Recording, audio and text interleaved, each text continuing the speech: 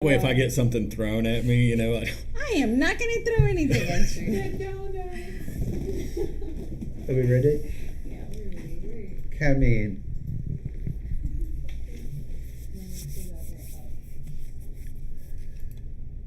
Okay, we're up. Morning, everybody. Welcome to the Texas Real Estate Show. My name's Steve Williams, and I'm here to host and introduce the one and only Laura Zuniga. Good morning. Good morning. How you doing, Laura? Had a good week? Doing great. Yes. Done any exciting things this week? A lot of exciting things. You chased any people around the park, or played with Courtney's snake or anything? No. Nothing like I went that? to coffee houses. You went to coffee houses? Yes. Oh, that was your girly thing, wasn't it? Your girly night. Yeah. Yeah, you said about you were going to do a girly night. What do you do on a girly night? Manicures, pedicures. Take care of me. Self-care time. Self-care time. You and your daughters or Daughter. daughter. just Oh, that's one enough. daughter. just one. And today we have a special. The other one was in Tennessee. And today we have a special guest on who I work on a regular basis with. His name is Jeffrey Fawcett, and he's our HOA department manager. Good morning, Jeffrey. How you doing? I'm doing great. And what How are type you? of week have you had? You've had a bit of a rough week. You should be sick, haven't you? Well, I was sick last week, but playing catch up is, that's when it gets really rough. I don't think he was sick. I think he was playing golf on one of the golf courses that we have on the back. I haven't played golf since I was in high school. I think he was playing golf. There seems like there's a bug going around. Because I've heard a couple people saying, I've been sick. Yeah, I was really sick. I ran over like 100-degree fever temperature like for 3 days solid. Yeah, I've heard that. The same thing. I just hope it's not COVID starting again. That's all I hope. No. Mine was not COVID. I had a test. Oh, you did? Good for you. Anyway, as the title suggests, we are going to talk about the pros and cons of homeowners associations. And that's why I've got Jeff in. Jeff, just tell us a little bit about your sort of history with homeowners associations. You've been managing them now, what, 5 years, 6 years? Yeah, I've been managing them for about 5 years now. I manage 3 condo complexes. Over 500 doors, isn't it? Right. I manage 3 condo complexes and 1 subdivision. And what I will say to everybody is if you're going to get a property management company to manage your homeowners association, I would honestly suggest that you get a company with some experience in HOA management. It's completely different to regular residential management. And also try and get a licensed body, a licensed brokerage, because with homeowners association you do not need to have a license to manage a homeowners association, which to me is ludicrous. So that company, if they haven't got a license, does not understand about escrow accounts or whatever. And some of the biggest companies in the industry, I'll be honest with you, do not have licenses. And the reason why that is because there's some HOAs that are even self-managed. So goodness knows how them regular monthly meetings goes, or annual general meetings go when they're self-managed. That'd be all in. How do you know when HOA is self-managed? You don't until you call a number and you basically ask them with their declarations. Does it make a difference whether they have more authority than the other one?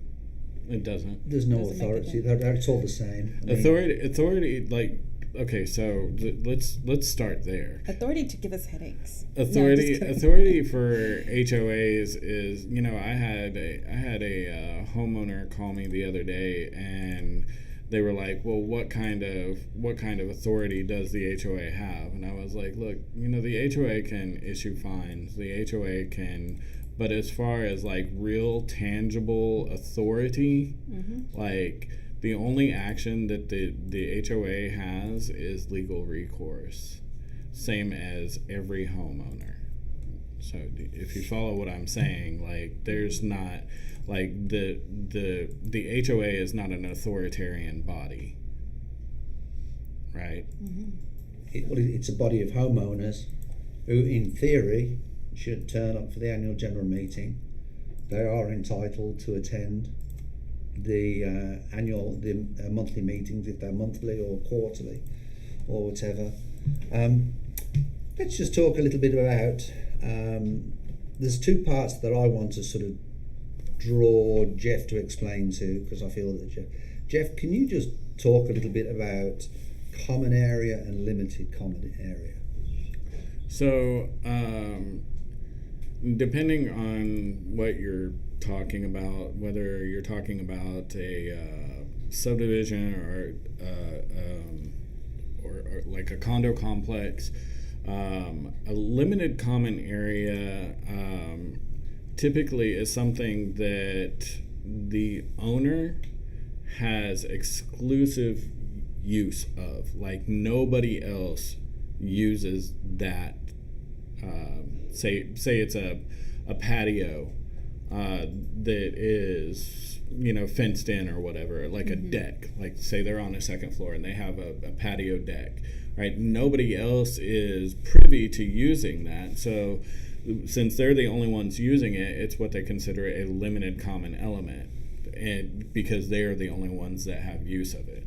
Now, if you're talking about a common element, it's grounds, like any of the lawned area, the bushes, the doggy parks, right? The dog parks, the pools, those are all commons. Sidewalks, right? Those are all common areas because gates to the property, because anybody can use those parking areas, right? So those are commonly misunderstood situations, right? Like a lot of people think the patio deck that I was just talking about as an example, they think that the HOA should be responsible to pay for any repairs to that. Well, if you're the only one using it, why would the HOA pay for that? Do you see what I'm saying? Mm-hmm. And that's a big problem that we have and every other HOA company has, because people will call up, even the tenants will call me and they'll call Jeff and they'll say, I've got a water leak in my bathroom, the HOA need to come and fix this, but the water line that's actually is only going to their shower. So it's only feeding their unit. So that's their responsibility, isn't it? It is. So I often tell people the way to look at it is if you put a stop on that line, right? After it leaves the common line that feeds the entire building, like if you put a stop on that particular line that's running into, who is that affecting? If it's only affecting you, then it's your responsibility to take care of that. Right. Do you see what I'm saying? Like if I stopped that line up and nobody else was affected by that being stopped up, then that makes that your responsibility. Right. And if it's a condominium, and if the guy upstairs has got a water leak and it goes down to the guy below, how does that work? Then the guy above, all right, has to approach the guy below and say, hey, you've caused my water leak, you need to pay for my damages. Yeah. And that is an absolute headache. I have one of those right now. Yeah, because you'll get some people say, no, I'm not paying, it's not my fault, I don't know there's a water leak, and yet we've got a professional company out there saying, this is what's caused the water leak, this is what's caused the damage below, because this person has looked at the above unit and he's been to the unit below. So a lot of that comes down to reading the declarations and bylaws that should be provided to all homeowners when they buy a property. Nobody reads it. Nobody reads it. No, you're correct. Everybody skips that. Nobody does, but then that quote unquote ignorance, if you will, is what oftentimes leads to misunderstandings between the homeowners and the HOA. I think that's so then the neighbor upstairs is responsible to fix the unit downstairs. Yeah. It has to go under their insurance. Last Friday I was leaving work and Jeff was up, and somebody called me and said, and he just left the office to pay his monthly fees, and he said, I've just got home and in my bath there's water that's backing up through the bath. So I said, well, let me drop by because it's on my way home. So I dropped by And I had a look, and it was water that was backing up into his bath. But what it was the unit above, right, there was a problem where the drain line was clogged. All right, and it was the guy downstairs, his drain line was clogged, wasn't it? And it was backing up all the way into the ones upstairs too, right? Ew, that's a mess. And then you've got the guy upstairs arguing with me, saying no, that's a HOA expense.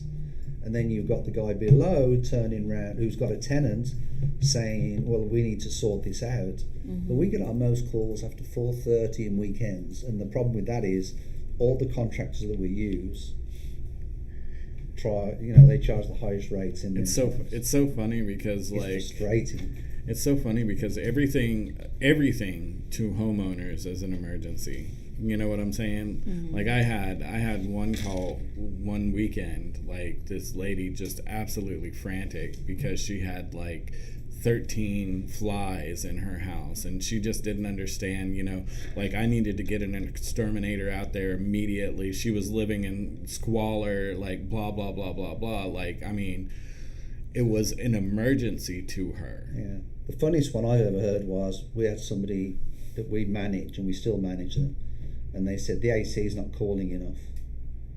And so our contractor goes out there, checks the AC unit, puts Freon in the AC unit. The AC unit isn't that old. Then the door for the patio is wide open. Oh, Lord. But I want the doors of my patio to remain open. But they wanted it to be 60, 65 in the unit.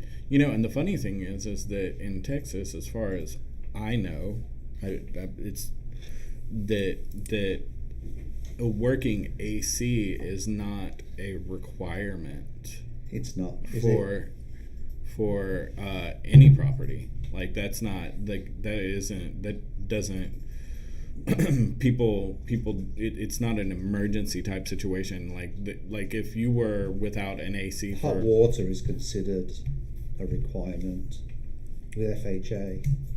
Well, I was gonna say if it's a non-warrantable condo, then there's different parameters that it's seen, right? But if it's an FHA condo, then yes, AC would be a must. If it's a non-warrantable or warrantable? A warrantable. Really? I believe so. Yeah. Check your rules on that, because I'll double check because, like for houses, right? For houses, the AC has to be running. All your utilities have to be running for an FHA. But AC is not considered a utility. No, it has to be on an FHA appraisal, your AC unit has to be working. Or have window units, correct? I haven't had a situation when there's window units, so I would have to look into that. All the high-level properties, that's what it is. Bougie? No. You might look into that because I've never been part of a transaction where they have window units, so I can't speak on that behalf. I haven't done my research on that. But I know that for an FHA loan, your AC has to be as part of the things that they look into. We've been told by other sources in a house. that it's just hot water they need. They don't need AC. Anyway, we have something to show everybody, and then we're going to show a little bit of knowledge and a little bit of opinion. Knowledge from Jeff and an opinion from me. Can we show that video that we was looking at earlier on? Which this was on the local news, I believe, about a homeowners association. They said that just downright creepy neighbors in a South Florida community say their HOA could stand to be a bit more MIA. Yeah, tonight Lara shows us it's a lesson anyone in an HOA could learn from. This is where we live, and it's not right. Lloyd Havel lives at the hills of Inverary in Lauderhill, a private community, and called me after getting a call from his HOA. Car's expired, and disrepair. My car's not in disrepair. I drive it, and its tags are expired. So I said, okay, fine. Lloyd tells me he bought a new car and moved the old one outside, covered it until he could decide what to do with it, which prompted another question and call to the HOA. That's fine. We'll go ahead and move the car, do that. That's not really a problem. But how did you even know that? He said, went up and we uncovered your car and we searched on your car. And I said, you did what? Lloyd's next call was to Lauderdale Police to report the incident. He also started talking to the neighbors who had their own stories. Storage bins opened and rummaged through on the patios. This 2014 police report was made after a woman claimed a worker broke into her screened-in patio. Actually, slid open the screen, reached inside, found the lock for the door, broke in to use an electrical outlet. That worker claimed the okay was given by the same property manager police talked to in Lloyd's incident, who says he spotted Lloyd's parked covered car with a flat tire. Property manager says Lloyd's driveway is a limited common area, meaning he's allowed to access it, and said the disabled covered car violated the association's rules, so he lifted the cover, noted the expired tag, and then called Lloyd. That's the scary part about it. These are the ones that we know about. How many more that we don't know about? The bigger issue is, why are you doing this? And we feel it's kind of creepy. I was given the same letter Lloyd got from his HOA's lawyers, which cited Lloyd's driveway as a common element that the association must be able to access, and that Lloyd has no right to privacy from the association identifying a car parked in a driveway. It's a balancing act. Kenneth Lewis practiced HOA and condo law and now teaches it. He says HOAs don't have unfettered rights to do what they want. What happens oftentimes is that members of the board overreach in their zeal to do the right thing. And he says homeowners' rights in an HOA are not absolute. That's when the rules have to be clear to and for everyone. They're seeking here to have the condominium docs modified and to be specific, as we discussed, about what they can do and the procedures for giving notice, and procedures for inspection, etc. And that's the right step. Lloyd has since collected dozens of signatures from his neighbors to address those concerns and those rules. Let's move that a bit closer. All right, you want to top that off? And then let's get Jeff's opinion. Okay, Jeff, let's see your opinion on that. Oh, I mean, there's a number of things like that could have been done differently. Like, okay, so first off, they should have never touched that vehicle, right? That vehicle, regardless of where it's setting, is private property, right? And anybody has a right to then call a lawyer from that point, right? They should have never touched that car or that tarp that covers that car.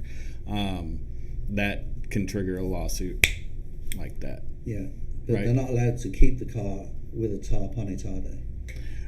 It depends on what the declarations say and what specifics, and it's different for every HOA, right? So generally speaking, no, they wouldn't be able to store it with a tarp on it. Right. But that doesn't mean that that specific has been outlined in their declarations. Yeah, because we've managed properties where they say in the declarations, and it is whatever's in the declarations, no flat tires, you've got to have a valid inspection sticker on it,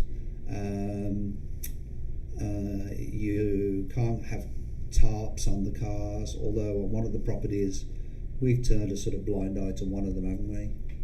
You know, where he's been refurbishing this car for years, and we do it to the kindness of our hearts. I mean, I think it's just about talking to people.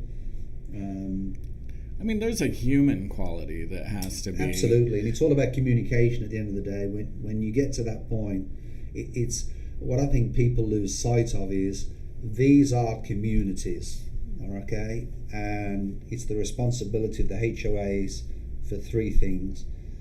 First of all is one, it's everybody's health and safety that is out there. In other words, we don't want other members killing other members. You know, we want to keep the areas as safe as we possibly can. The second thing is, these are people's properties and we want to look after their equity, and it's an investment for them out there to make sure that, you know, the value of their properties keep on rising.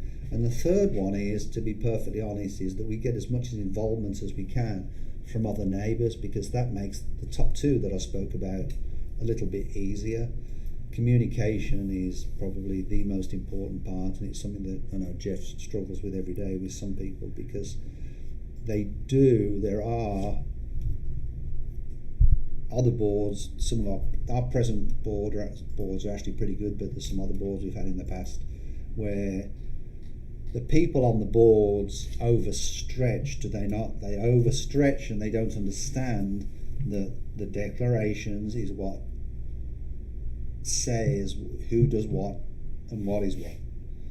But what happens is there's a lot of board members that think they're presidents of the United States and they can just go ahead and whatever they say goes. And why can't? But and also the other side of it is tenants on a property. They have rights as well. Tenants on a property have rights. Right, There's contracts between tenants and landlords within a property as well. They do have rights, but the thing is, and there's two things that I want to say to what you just said. The tenants absolutely have rights, but the homeowners should be making their contracts with their tenants in a way that is tenable for both their rental property as well as the property itself. In other words, their leases should work in conjunction with the declarations. Do you see what I'm saying? And a lot of times that's not the case, you know. And there's a lot of owners that don't even supply their tenants with copies of the rules and regulations for the HOA. And then, you know, you get somebody, I go up to somebody and I say, look, you can't be doing that. And I provide them with the rules and regulations and show them where it says that they can't be doing that. Well, I didn't know that. I've never been given this document. Which isn't true, because they get it when they... But, I'm talking about the tenant. Oh, okay, I've got you. Oh no, the tenants hardly ever get... So they don't know what the rules are on their property, and that causes quite a bit of problems.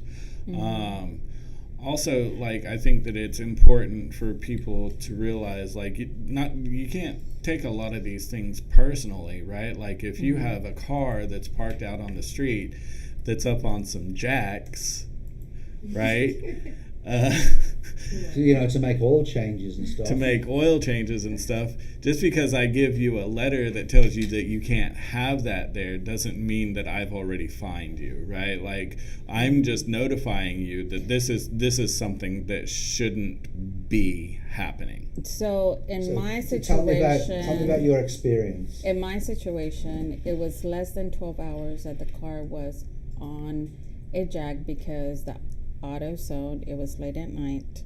The filter was given to us incorrectly, so we took it back. They said, okay, it'll be here by 8 o'clock in the morning. So went to AutoZone, picked it up, right? We put the car on jacks, let's say it was at like 7 o'clock in the afternoon, right? Because it was after work. So it was 7 o'clock in the afternoon, did that. AutoZone closes at 9. Okay, they had it shipped from another store to their location, which they were very nice about it, you know, that they gave us the wrong oil filter and they didn't have one, right? So 8 o'clock in the morning comes around, the filter is picked up, put on the car, right? The car is drivable within less than 12 hours. Okay. But there was a letter that there was a picture of my vehicle, and then there was so the letter had a picture of my vehicle. Like the next day it was in my in my mailbox, and I was like, what in the world is this? Like, the car was not even in jacks lifted for more than 24 hours. I understand if the car has been sitting in my driveway for more than 24 to 48 hours on jacks, like, you have the total right, to bump me up and say, hey, this is not allowed, right?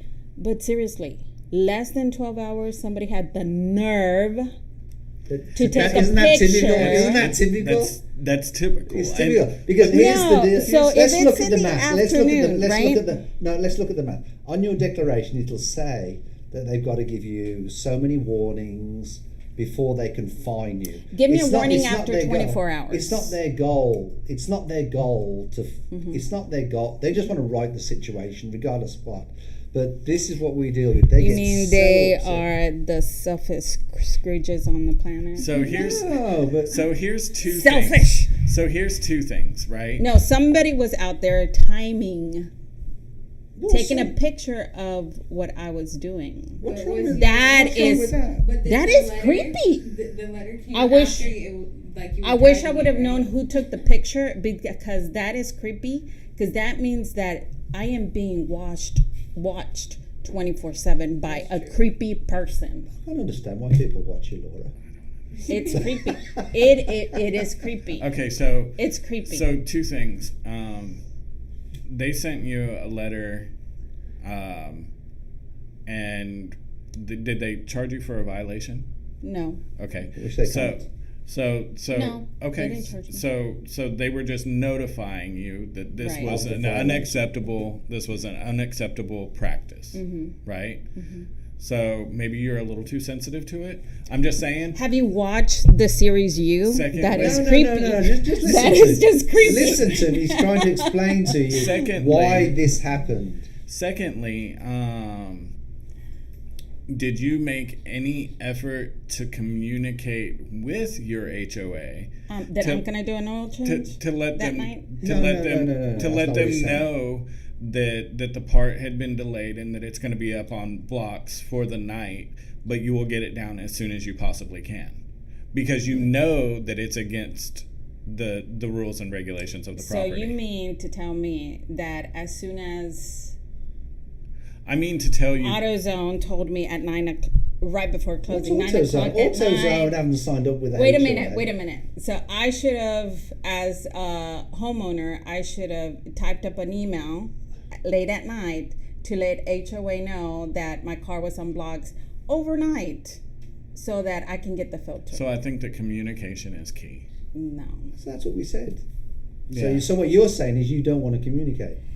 No, like for example, right, my car engine busted, right? And I have no way to fix it. It's not, let's say, it's not a minimal, like a part that I can get it swapped, right?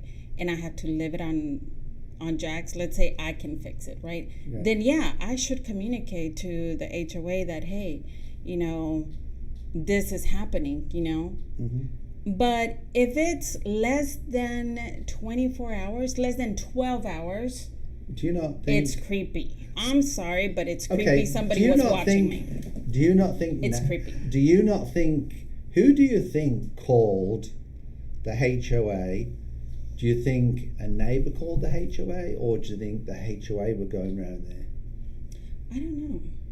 It was a neighbour. So here's the thing. Because think- this is what situation he's in. The neighbour contacts him. If he doesn't do anything or act on it, because we represent the board of that community, if we don't act on it at all or have a paper trail on it, then we're not then we're not following doing our we're not fiduciary following duties. our fiduciary duties. Okay, so let me turn it around. So let's say I am whining, to be nice. You are whining. I'm whining about my neighbor that I saw them trying to do an oil change the night before, and I took a picture.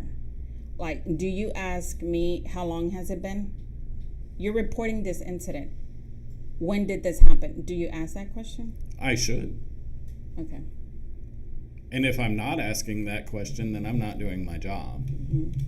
And let me tell you what he does. And would you give grace to the person that said, "Oh, I saw them doing it last night"? Okay, I want to answer that. Okay, let me tell. Would you give grace Okay, hold on. I want to answer that. Okay. or follow up the Let me next day? tell you what. Honestly, this is our policy as a company, and that's what I'm saying. Let me answer it. Because you said you gave grace in other We situations. will. So We will work with people that communicate, that communicate in a pleasant way, that don't decide to call Jeff up and call him horrible names that they have done, that scream at us on the phone.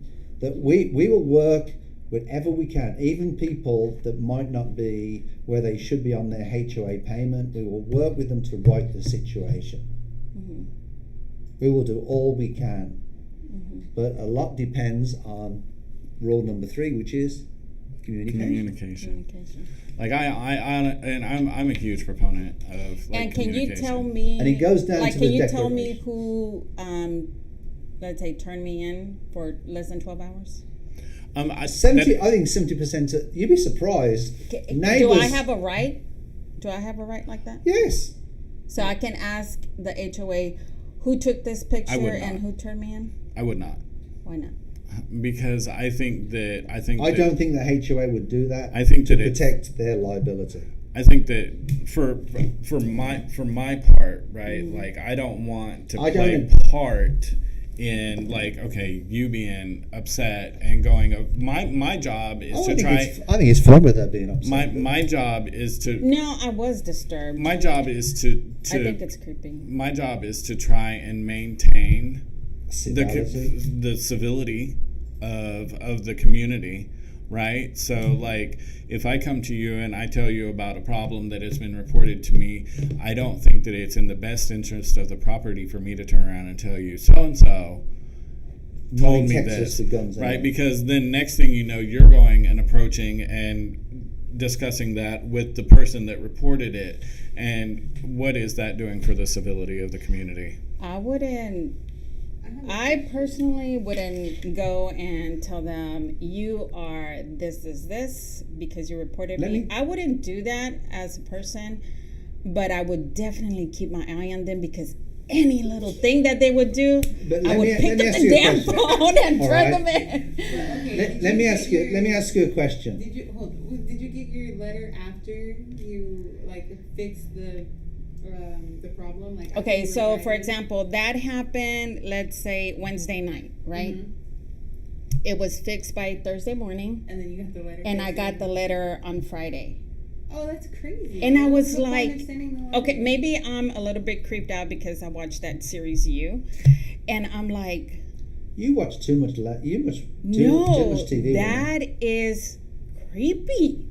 Creepy that somebody is watching you at night. What would you rather have? Would you rather have a disturbed neighbor come to you in an aggressive manner and say, "What are you doing, jacking your car up?" Da da da da da. I would or rather would you that. rather have the HOA approach you? I would rather that because I would I know how to de-escalate the issue. Like, hey, You don't what are know you how doing? to de-escalate a HOA. No. Wait. So, like, for example, if my neighbor says, "Are you gonna leave your car like that for how many days?" I would be, "Oh, hey, here's the situation. What happened? Can you believe they gave me the wrong filter?" A communication, as neighbors. But if honestly, it's like you said, communication. If somebody tells me and I'm gonna give you another example. So down the street, there was this guy painting, scrubbing. Well, I don't know what you call that, but he was, I guess it's called sanding down the paint in his vehicle. It was a big white truck. He was sanding it down, dust all over the place. Luckily, I don't live close by him because I would have turned him in. And he was doing that during the day because I work from home some days, and I watched him, and I was like, poor people that have their cars in the driveway, right? Then I saw him painting his vehicle with the driveway during the day, and I'm pretty sure nobody turned him in. But I don't know. I think that should have been a big red flag, right? But something that it's minor like that, which is less than 24 hours. To me, it's concern. I think that person is, one, creepy, Number 2, I'm concerned for my safety, and number 3, I'm concerned for the safety because I have girls. I have 2 daughters. You keep saying that it's creepy that a community watches out for one another. Like, but let me just say that, like, in the 80s and early 90s, there was a whole program called Neighborhood Watch, which was developed for the protection of communities that was exactly that. So you don't think that the Neighborhood Watch program was No, I don't think it's bad because, like, for example, I look out for whenever I'm working from home, I look out, like, if I see something that maybe it's not normal, like, I think I would call the cops for my neighbor. Like, for example, there was another incident that some random vehicle parked and was banging on the door of a single retired lady. You know, she's elderly, and I mean, she's in top shape, but somebody was banging on her door, and there was like 2 guys, and I was like, oh my God. I got up from my desk, from my office, looked through the window, and, you know, the vehicle left, and then the vehicle came back and knocked on her door, and they were kind of like peeking. So I called the cops and took a picture of the license plate and turned it in because she's my neighbor. Mm-hmm. Then finally, my neighbor, we didn't have numbers at the time, but we actually exchanged numbers, and she said, anytime, please do call the cops, because she had called the cops. And I think we called the cops at the same time because when I was putting in, they said, oh yes, somebody just called to report the same incident, but they don't have a license plate number. And I was like, well, I live right across from her, you know? So, I mean, I do believe in, you know, watching out for your neighbor, you know, if there's something that they need help, like, you know, there's been incidents I saw a neighbor struggling, right? I went out and, you know, helped them out, gave them, you know, a light because they had a little bitty light that they couldn't see, right? And they were trying to work on something. So, I mean, I offered to help, but I guess my fear is that whenever it's a reasonable time, like, I don't know. It's just. I just think that HOAs get a bad rap, and to be honest with you, there's good and there's bad at HOAs. As an HOA manager, my goal is to make it a safe and amenable environment for people to live in. And we don't make decisions for the homeowners.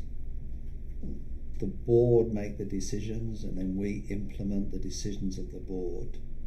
And that's where a lot of people get it back sideways. Well, you're the property managers, you make the decisions. It's not. That's not how it should be done. And any HOA member out there that feels that they've got a HOA company that's not acting in a fiduciary responsibility to the board, you know, everything should go through to the board, everything, the books, everything. Yeah, and I do watch out for my neighbors. Like, for example, one of my neighbors, like, one of her, what do you call that? Her sprinkler system, I think one of those little things had busted. Because I was coming from the grocery store and I just saw water running down the driveway, and I was like, I called her and I'm like, hey, I just got back from the store and I saw that there's a lot of water running down your driveway. And she's like, oh my God, thank you for calling me and letting me know. I heard water, but I never got up for my... So you're a great neighbor, although you do oil changes on your drive. No. I mean, it's like, it's a one-time thing that happened, right? But I was really bothered because it happened within less than 12 hours. You can't let go of it, I know. That's fine. I was really bothered by that. I was really bothered that, you know... should I had left the vehicle there for over the weekend, And did you call? then you have all authority to reprimand. Did you me. call and have a conversation with your management company about? Yeah, I did call them, and Good. I told them, hey, you know what? My car Okay, was was not it was even it was there. it was it a conversation, or was it an argument? No, it was a conversation because I Okay, said, good. hey, I got this letter. It's Friday. This happened at 7:00 at night on Wednesday night. Vehicle was fixed before 9:00 in the morning because it was only a filter. Why did I get this letter? I think this is rude. If you have every right, if it's there sitting more than 24 hours, you have every right to reprimand me. So And what did the HOA say? I apologize. Just disregard. So here's the. That's what they said. Yes. Well, there you go. I mean, that's so. But that's but there's a crazy. process that they're doing it to protect them. Wouldn't you be worried as a woman that somebody's watching you that close? Yeah, I think it's weird that As a woman. But Maybe Lee- as a man, it's not a But thing, but as a it's woman, it is a thing. One, it's a neighbour that's called it in. All right. Well, that's scary. Or yeah, but what can the HOA do about that? Nothing. I think. Right. That's The management company has to respond to it, right? Like there has to be. You know. Now here's what I suggest for your community, you know, and There's maybe look into doing this as a community member, right? Like go to the board and be Go like, to the HOA meeting. and be like, no, you No, should go to a absolutely. Everybody that is in an HOA should attend the meetings. That way, they have knowledge about what's going on. But you know, as this guy was saying just a little while ago on here, you know, the HOA lawyer, he said that community was working to amend their declarations and bylaws so that they were looking at more specific details. You know, maybe that's something that you look into, right? Like you talk to your HOA, you say, hey, you know, instead of just sending this out as a violation or a notification of a violation or something of that nature, you know, maybe we look into setting up time frames specific to the declarations, right? So that, you know, I'm not receiving a letter within 12 hours of an incident that has already been righted. Do you see what I'm saying? Like, yeah, I see what you're saying. I understand. So maybe bring that up to them. Like, let's put in, you know, let's amend our declarations so that we have more specific details. I'm going to tell you, I attended to one meeting during COVID, and they were arguing for the most minimal things where people were complaining, like about a little bit of grass leaning over the curb. And I was like, these people are pathetic. Like, they don't have a life. You know what I did? I hung up because I was like, you have no life if you're complaining about your neighbor for a little bit of grass being over the curb or over the sidewalk. And it was like, to me, it was like a waste of time. That's why I've never attended since then, because they were whining and complaining about it was in the summer when I, you know, attended to the call, and kids playing outside. We're in the middle of COVID. Kids have to go outside, but I was like, but eek, those things, yikes. those things that they don't change. Do y'all get that a lot? A lot Of course we do. whining and Oh, complaining all for the sure. time. For sure. We've had annual meetings with that chairs. are a waste of time. Chairs being thrown. Chairs being thrown across the room. What? Yeah. Chairs? Oh, y'all have violent meetings. Do y'all call the Okay, cops? Seriously, when we took on Do y'all call the cops? when Yes, we, when, last year- Listen. When we took on a You guys when we filmed it? hold on. When we took on a property, all right, we literally ran everything by the book. All right, this gentleman over here ran everything by the book. There was nothing wrong with the previous management company, but it was just that they was in such a financial state. So we ran things by the book, did we not? We did. And the first annual meeting we had to have 2 police officers No, we didn't have a police officer. We didn't have anybody on the first one, one. And that was the year that the chair got thrown. So the second year, we wanted to make sure that we had police presence there. So we had to hire 2 policemen. Wow, that's insane. Yeah. And honestly, we all want the same thing. But the thing I want to ask you is, and I asked you this before we started, was if I drive down the street. Mm-hmm. And I'm driving down my street and I see cars that are covered and I see cars that are jacked up for whatever reason, and there's a number of them on the street and there's a guy out there repainting his car. What does that do for the neighbourhood? Remember I said the 3 things? Health and safety, what your investment is worth, all right, and the third thing is to develop some sort of community environment and communication. Like, what do I think about that? Yeah, what would you think if you was new to an area and you're driving down a street and all them? Well, what do you think? Number 1, I would have never bought in that area. There you go. Number 2,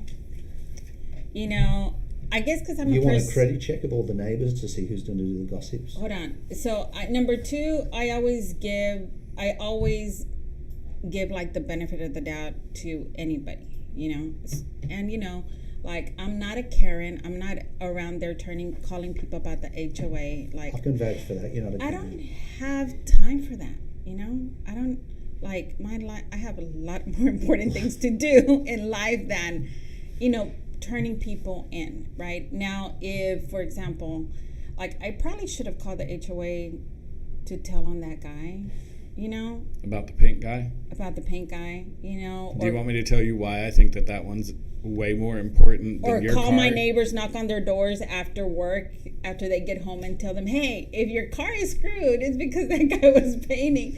Like, I don't have time for that, Right. Go so, on, but tell about the paint thing. For the painting, like, I think that it was way more important that you report that than whoever decided to report you for your car being up on blocks. And the reason is because the potentiality of that affecting other people in the neighborhood is far more likely. It's far more overreaching. Is he running a business from the house? No, I don't think he's running a business from the house. Think of the chemicals that he's using that could be working its way down the street. Like, it's a health and safety. Way over there, it's not going to affect my side. But it's not about you. It should like, be. if my next door neighbor would be doing it, I think I would tell them, hey, like, at least put up a tent around it. Can you please, like, I have a tent over here. You can use it. I don't know. Like, I would offer that if there was my next door neighbor and it affects me directly. But if it's half a block down where I live, I'm not going to say anything. I think that it's far. Like I said, I honestly believe that it's far more important that somebody report something like that as opposed to somebody reporting a car being up on blocks. I think that is important, but I'm not going to be reporting them. I'm not the person that's going to call the HOA unless, like, for example, if I see somebody being physically abused outside, yes, I'm going to step in. Probably some random vehicle knocking. But then call the cops. Somebody that can do something. But right, because the HOA is not an authoritarian figure.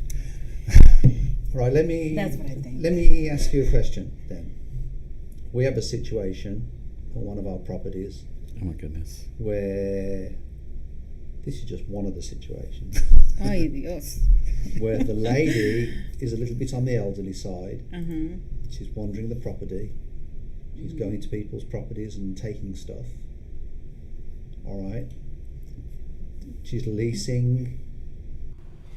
technically leasing the apartment. So she doesn't own it. No, she doesn't own it. So basically, her landlord is responsible for all her actions. All right. No. Just joking. No. This lady is a little bit younger than you. I mean, I'm not. She's 89. I mean, I'm not trying to. Basically, the lady's walking around, isn't she? taking doing stuff, taking stuff, and a family are worried that she's going to burn the place down. We've called elderly services, and Houston have said nothing to do with us. We can't do it unless we get police reports, and yet people on the property have said what? Oh no, don't bring my name into it. They don't want. So we can't do anything about it, because if we got police reports, we can show them to the police and elderly services and say, look, this is the situation. It's causing an harassment. It's funny because they don't want to be involved, but then they want to call me and wonder what I'm going to do about it. And then they turn around to us and they say, you need to do something about this. This lady is a liability. But what does she do? Does she take... Okay, it's an elderly lady. I'm thinking, how much can she carry? Like she goes, a plant? So she goes into their units and starts moving stuff out of their unit onto the patio. Like, she physically goes into their unit, right? Okay, so, why don't they lock their doors? So that's, that's weird to begin with. They also have her on video, like, with a knife trying to jimmy, like, the lock to get into somebody's unit. I would have called the cops. For the longest time. But that's what we just said. We just said that to you. But people don't want to do it. No, all we need is have to call the cops. Because I would have been like, there's a crazy old lady. I would say there's somebody that is trying to open my door with a knife. She has mental issues. Please. I mean, be I'm not a medical person, but like, if I had to guess, I'd say that she's probably in early stages of dementia. That's what it is. My mother's got dementia at the moment, and it sounds exactly. She just doesn't realize what she's doing. And it's unfortunate. And I've reached out to the family, and I've reached out to elder services and social services. I've reached out to police, and the truth of the matter is that until there are enough reports that prove that she is a danger to herself or the community, nobody will do anything about it. And if the people in the community aren't willing, has she ever tried to attack anybody? And if the people in the community aren't willing to make the reports, then there's nothing that I can do about it. If she's carrying a knife, do you think I'm worried about, has she ever? Right.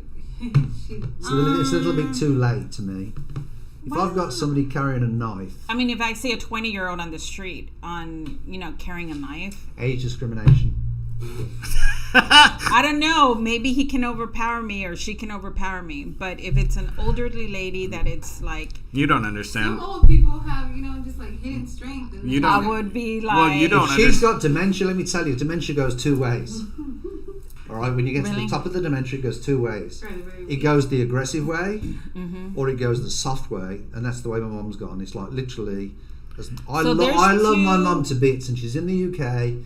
and all she's got is 2 ears, and there isn't nothing in between. She doesn't remember who she is, what she is, whatever. But you get the other side of dementia, and they go aggressive. Oh, really? I don't know about dementia, so sorry. Well, but they can be aggressive. Absolutely.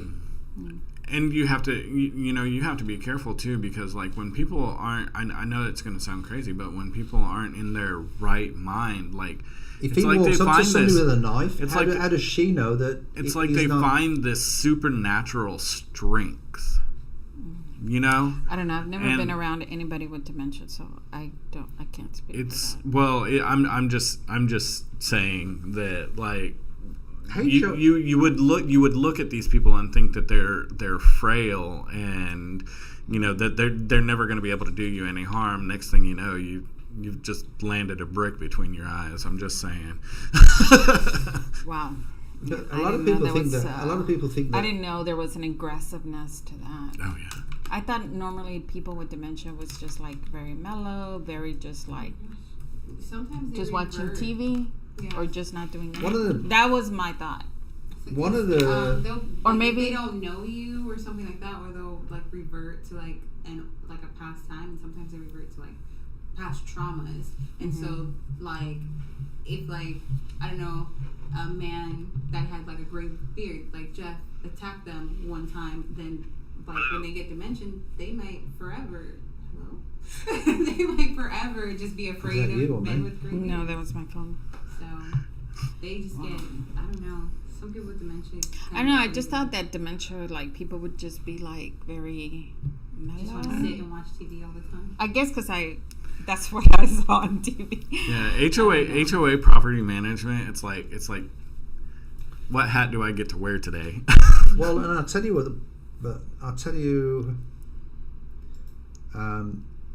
What about Jeff, her children? She doesn't have 70% of Jeff. family? Well, she does, but they don't want to take responsibility for her. They don't want to care for her. It's not a case of caring for her. They just don't want the responsibility of her stabbing somebody, burning the property down. That's sad. You know, take her into your house, look after her, and whoever she is. That's what you need to do. Mm-hmm. You know. One of the things I just wanted to mention before we sort of leave, I just want to say one of the biggest mistakes that real estate agents make, and I wanted to clip this, by the way. So one of the biggest mistakes that agents make is, in the bylaws, it normally states how many days somebody can stay on the property as a visitor. True. Okay? That's true. And basically, I know what you said about, you know, every tenant should be supplied the declarations, but to be perfectly honest, in the lease itself, if the lease is run alongside what the declarations are, then there's no need to give them declarations. All right? Now, as an agent, to protect yourself, give them declarations. But basically, like on one of our properties, we had a visitor is somebody that can stay at the property for 14 days. But then we get a copy of a lease on one of our properties where it says that a visitor can stay at the property for 30 days, which isn't in line with the declarations for the property. So that's obviously important. And the second thing I want to talk about, and I think these are the two best people. Yeah, because it has to match. It does, of course it does. Yeah, then the other things I just want to talk about is, Jeff, can you tell us what a condominium certificate is? So a resale certificate? A resale certificate, yes. So a resale certificate is something that now, and not all condominium, not all HOAs require them. All of the ones that we manage do require them, but it basically gives you a breakdown of like the legal description of the property. It gives you like how much is owed by the current tenant. There's certain things for a resale certificate that are required. Most of the time it's a balance sheet, certificates of insurance, so on and so forth. And it's just giving an overview to the potential buyers about what kind of condition the HOA is in. Okay. And the other type of certificate that loan officers need? We request an HOA questionnaire, which I know, depending again on, on the management company, that can take, a couple weeks if it's a condo. Sometimes, if you're lucky, it can take a week, but most of the time, I just don't understand why, it takes a long time to get that questionnaire back. Well, it's only valid for 30 days, isn't it? Right. Okay, so it's got to basically close, and you've got to be able to use that information within 30 days, because if not, it could change. Right. That's one of the considerations that you've got to think of. That's for a resale certificate. Most of the time, most of the time, the condo questionnaires, they do more basic information. They're not really looking for the owner-specific financials, right? They're looking for the property-specific financials. So, typically speaking, the where the resale certificate will expire within 30 days. The condo questionnaires aren't as limited as far as term of life, if you will, for those questionnaires, because it's more, like I said, more property based as opposed to owner based. Right, resale certificates are more owner based.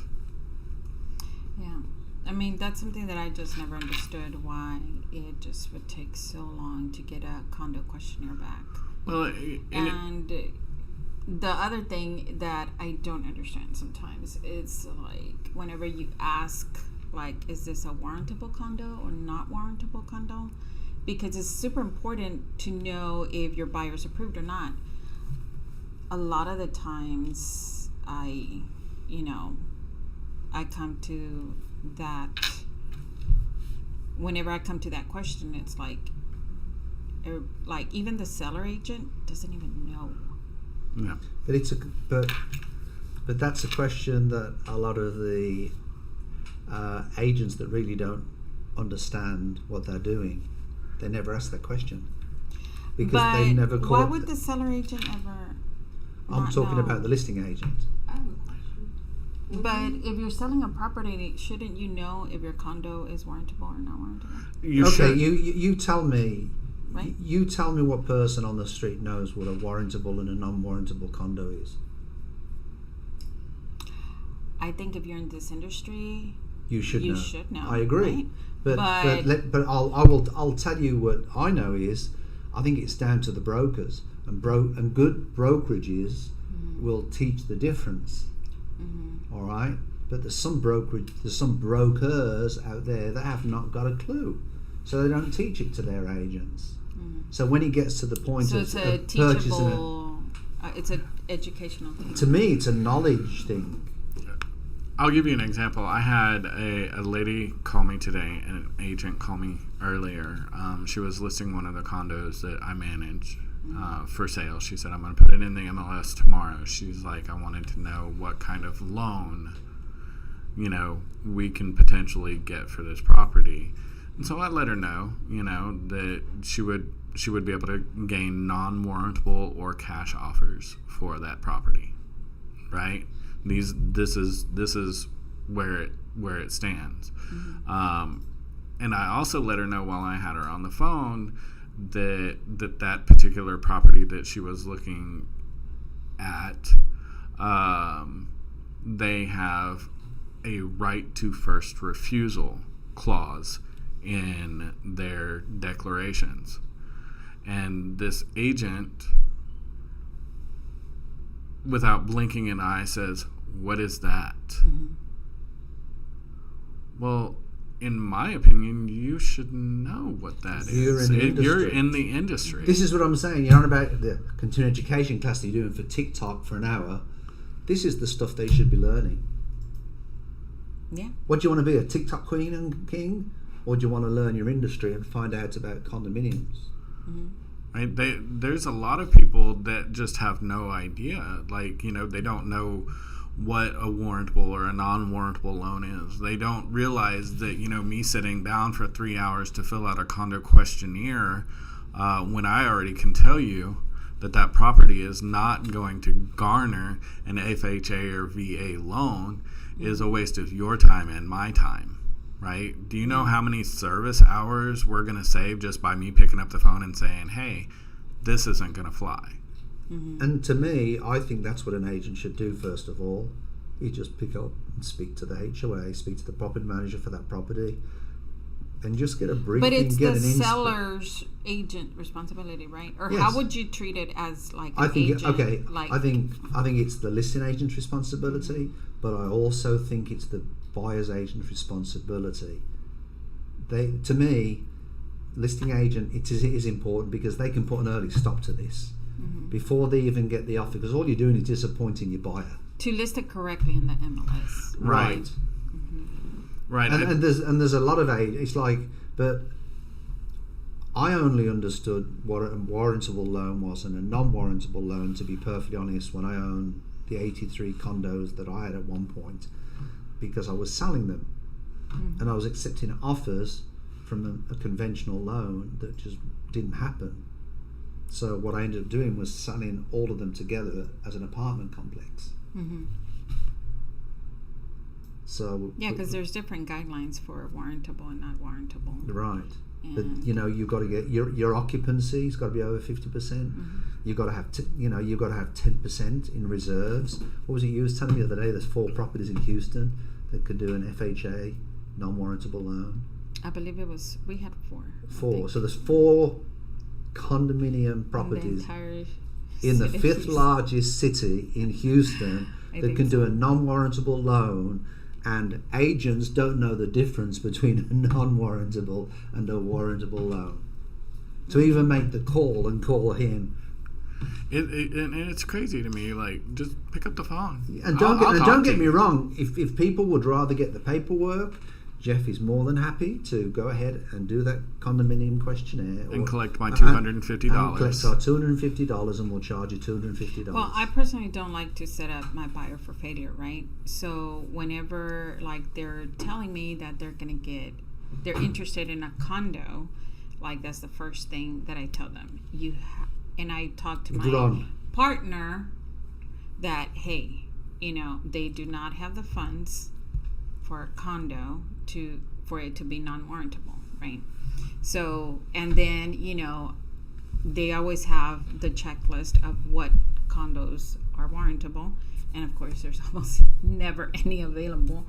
But as a loan officer, I always talk to my partner and tell them, hey, this buyer's interested in this. Do you think there's any out there? Here's the list. And they normally would look at it and let me know, yes, there are, that there are not any available, right? But I don't like to waste my buyer's money, because it's the waste of time. What is the difference between a warrantable and unwarrantable condo? So it's funny because like even a few years ago, I would say probably up to 3 years ago, these things weren't. I know that it's going to sound horrible for the people in the loan industry, but these things weren't as delicately looked at. The condo questionnaires and all of this, that, and the other weren't as big of an issue 2 or 3 years ago. But since that condo collapsed in Florida, a bunch of the people in the lending industry have, they're like, okay, so maybe we need to be a little more thorough about how we're presenting these loans. So at any rate, back to your question. They didn't used to worry about it as much, but since they've been looking at it a little more sharply recently, warrantable loans they have specific guidelines that you have to follow as far as like owner occupancy, X amount of money in reserves. They have to have so much, they do what they call sale. What do they call that? Oh man, I've just lost the word. Occupancy? No, they talk about occupancy, but they want you to have reserve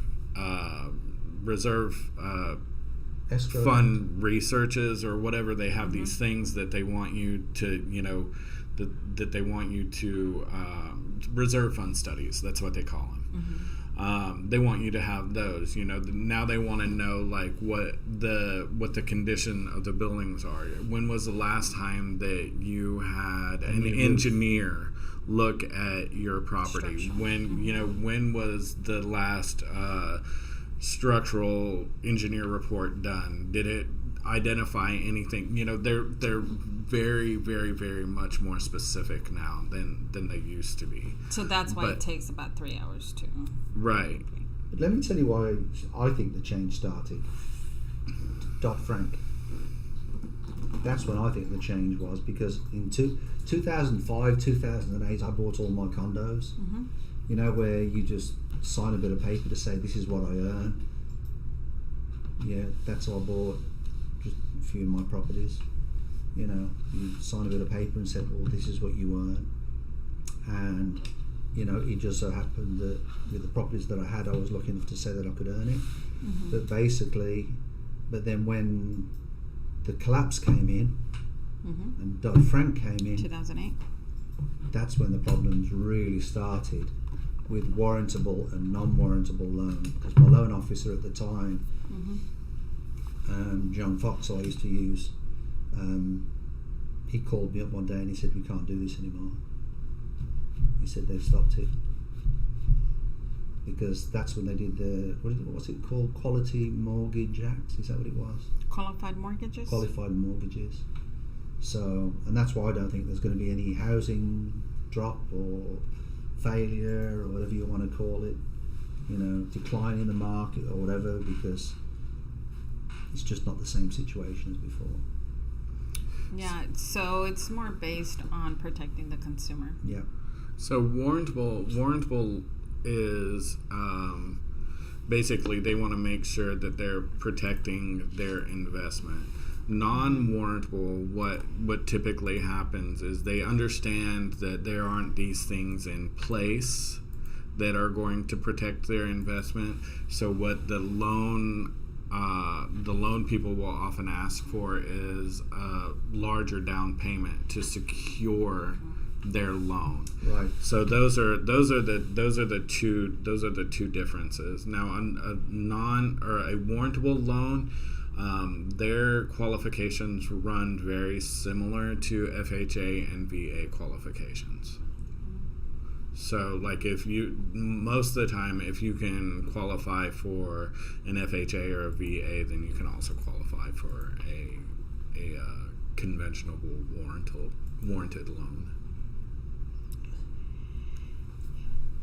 Yeah, but there's many, and I think another thing that a lot of buyers miss, especially like when the prices of homes were increasing, that they thought, you know, a condo is cheaper because it's, let's say, you know, it's let's say 130,000, right, versus a house that was 280.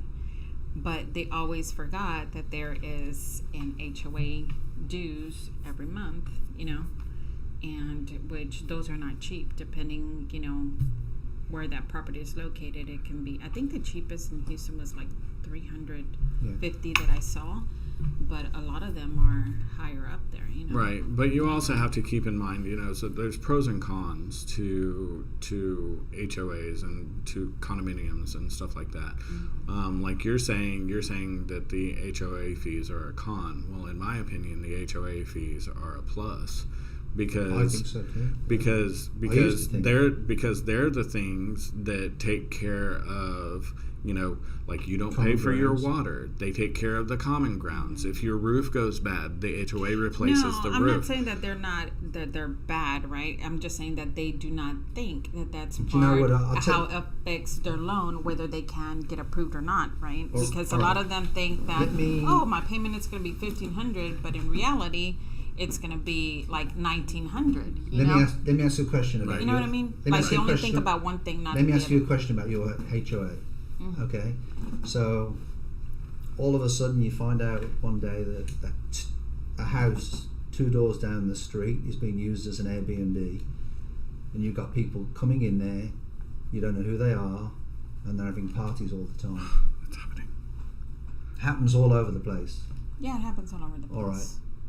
Do you think? I think the HOAs need to do some, and we're in the process of actually updating our HOAs to stop that, to do an addendum to say that no Airbnbs are allowed on the properties.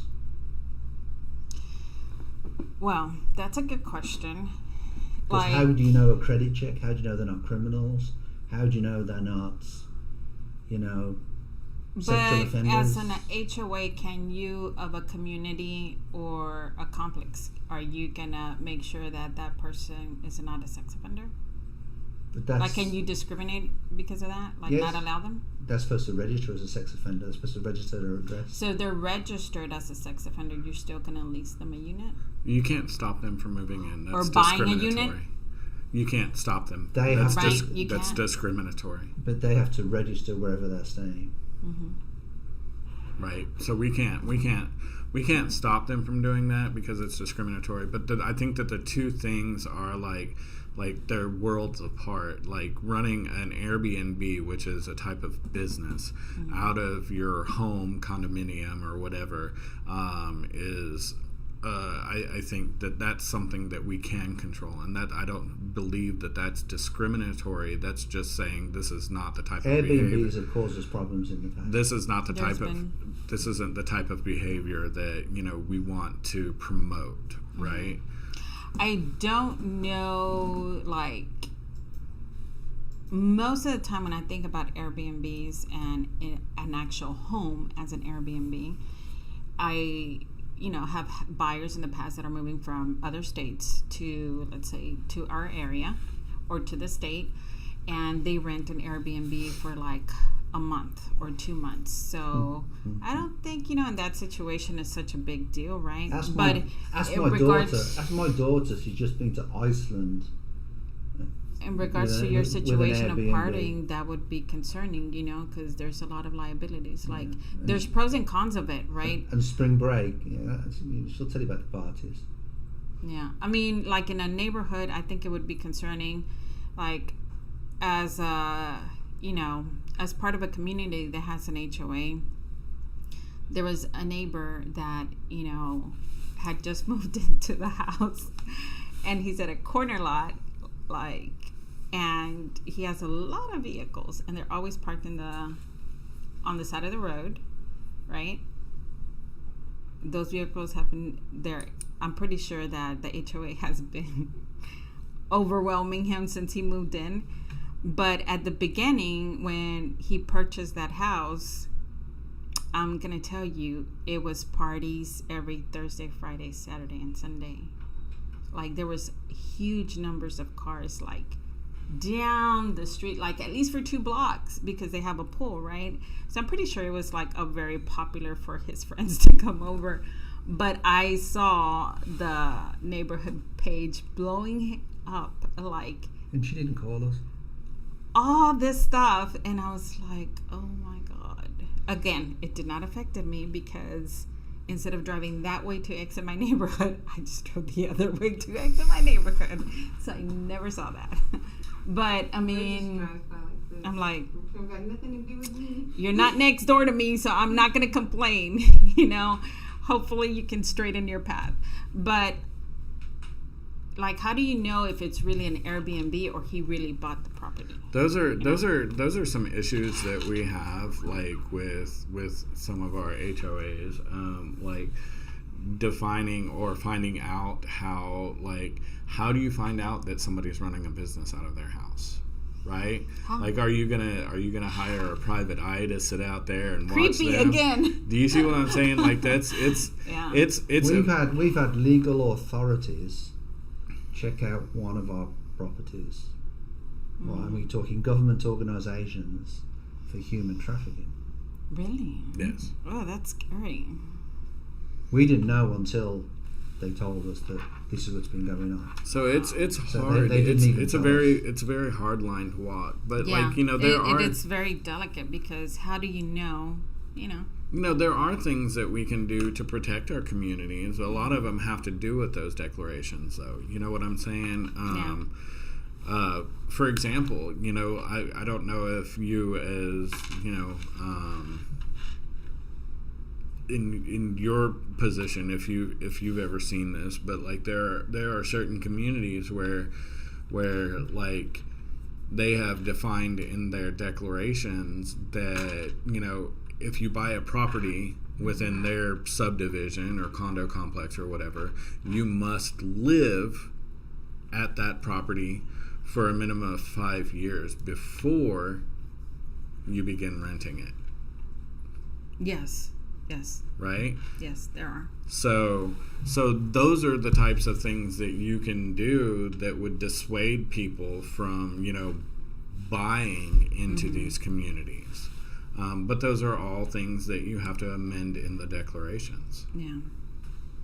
Yeah. No, I see it. I mean, I know that, like, for example, for me as a home buyer, I was looking into a community who had, straight guidelines, right? Although I'm complaining, yes, Stephen, about getting turned in for less than 12 hours.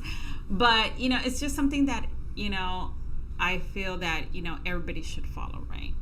And if you're being creepy to one person, make sure you're creepy to the others. That's my only thing. Right? Be creepy to everybody. Just be creepy to everybody, not just one particular person. But, I do believe that, you should look out for your neighbor, Well, and like I said before, and I hope we can leave it on this, kind of note, to say that HOAs are they're not the enemy. They are there for the benefit of the community as a whole. They should be used for the benefits of the community, but unfortunately some people twist it. And if they're not being they used use it for their benefit. If they're not being for the benefit of the community and not whining. And if they're not being used that way, then somebody's doing something wrong. Mm-hmm. It's not as easy as people think, and I understand about privacy issues. Like, I don't agree with the HOA with the knife going into somebody's house. No. That's totally illegal. That should never be happening. But to me, that's a HOA that really has got it wrong. The management company got it wrong. Yeah. They need Jeff. That's what they need. Yeah. Anyway, we'll leave it there from the Texas Real Estate Show. We hope that some of you people out there have learned a little bit from this just general conversation about the pros and cons of HOAs and what we've got. We want to thank you. Please like and subscribe to the Texas Real Estate Show. We'd love to see you. We're here every Thursday at 12 o'clock. Jeff came up at short notice because Courtney couldn't make it today, so thank you, Jeff. I appreciate you coming in. Oh, no worries. The HOA Property Development Manager and HOA Manager with Century 21, and also Miss Lone Laura always goes red whenever I say that. So thank you very much. How do we get hold of you, Laura? Go on.